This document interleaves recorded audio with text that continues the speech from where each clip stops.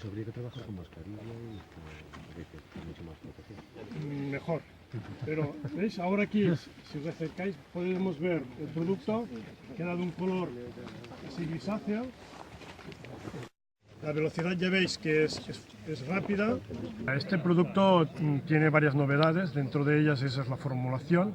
Es un producto que está compuesto de tres materias, en este caso es un polímero más dos fungicidas, que es boscalida y piraclostrobia.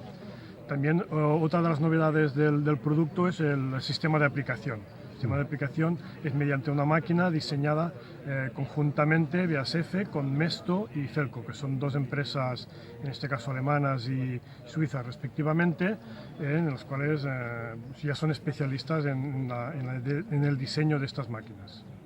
Eso es que la planta tendría que estar certificada, ¿no? Estábamos hablando de las plantas del vivero, que ¿quién me certifica que la planta no viene a... Por ejemplo, este producto ya está registrado en algún país europeo. En Italia se va a registrar el próximo mes de febrero y aquí se espera el registro para finales de este año o principios del 2019. ¿Y cuáles son las recomendaciones de aplicación?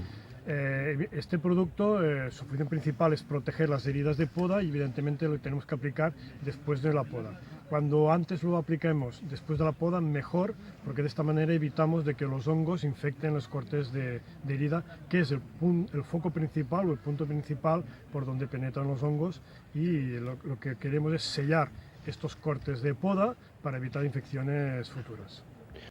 Así puedo calcar, ¿verdad?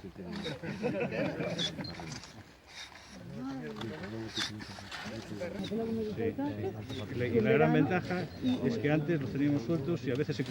Desde BASF solo tenemos muy claro que en un solo producto no vamos a solucionar el problema de las enfermedades de madera. Tenemos que integrar desde el vivero, los viveros evidentemente que tengamos plantas sanas desde vivero, el sistema de poda, el asesoramiento, todas las prácticas culturales, la investigación y el buen diagnóstico de las enfermedades. Es todo un conjunto en los cuales dentro del producto nos ayuda más, pero que sin las otras herramientas en los otros puntos pues tampoco nos solucionamos el problema.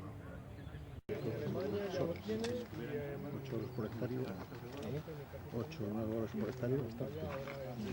Este tipo de podas es un orgullo simple,